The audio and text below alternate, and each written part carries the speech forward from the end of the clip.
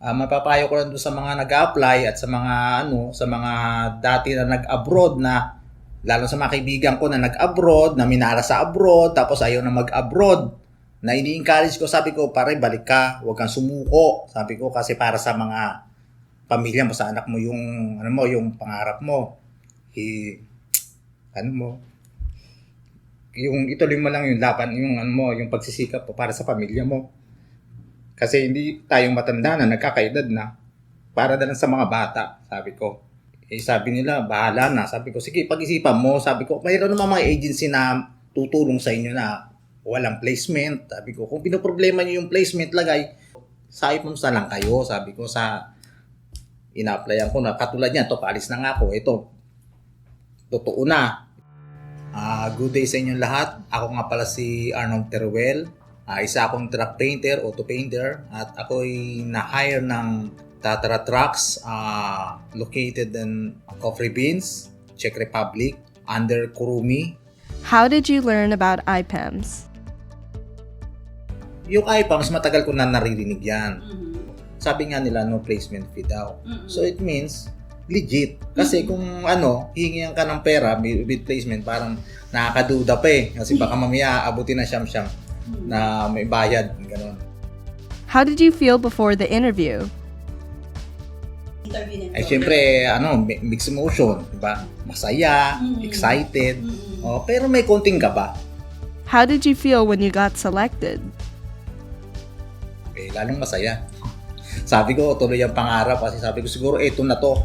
Yung kung hindi man ako natuloy sa Canada, siguro hindi ko talaga kapalaran doon. Dito ako sa Czech. How do you think you can adjust with your coworkers as a first-time overseas worker? Siguro, hindi naman kailangan na masyadong paghanda kasi basta maging totoo ka lang sa kanila. Tumarbaho ka lang na maayos. Gawin mo kung ano yung alituntunin doon, kung ano yung mga bawal, huwag mong gawin. Tapos gawa ka lang na maayos. Yun lang.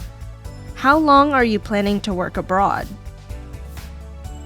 Sinadjust lang nila sa amin. Sabi niya, kung gusto niyo talaga mag-for good yan, at ito naman yung magandang company at maganda ring bansa, gusto niyo mag-for good, makuha niyo yung PR tsaka yung citizenship, huwag magpalipat-lipat sa ibang company.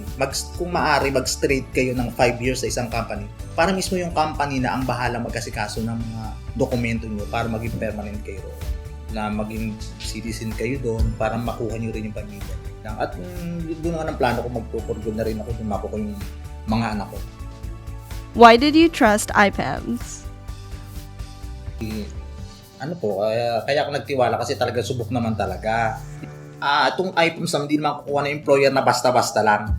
Na sabi natin na mapapahamak naman yung kapwa Pinoy natin. Kaya nagtiwala ako. Maraming salamat sa aking agency, sa IPAMS. At ngayon ay matutuloy na yung aking pag-alis. At lalong-lalo na kay Sir Renzo, kay Ma'am Kate, na yung una kong nakilala sa IPAMS at siya yung nag-accept ng aking mga documents. Pati na rin kay Ma'am Rosel.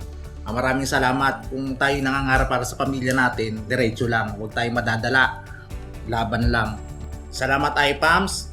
Doon sa mga kasama ko na nasa Czech Republic na, sa Tatra. Malapit na akong pumunta dyan. Magkita-kita na lang tayo. So maraming salamat. God bless.